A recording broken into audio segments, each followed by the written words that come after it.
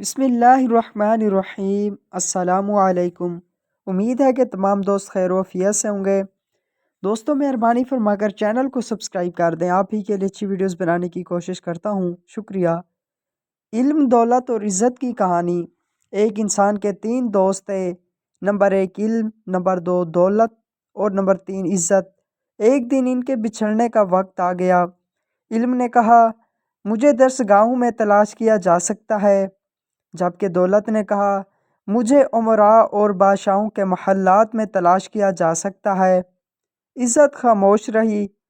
इल्म और दौलत ने इज़्ज़त से उसकी खामोशी की वजह पूछी, तो इज़्ज़त ठंडी आह भरती हुई कहने लगी कि मैं किसी से बिछड़ती हूँ तो दोबारा नहीं मिलती।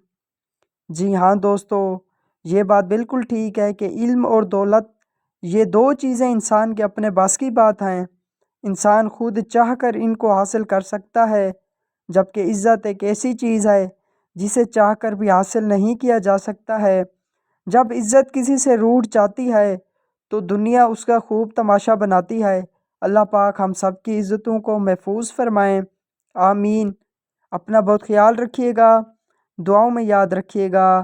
वस्सलाम। इस तरह की मज़ीद वीडियो के लिए चैनल सब्सक्राइब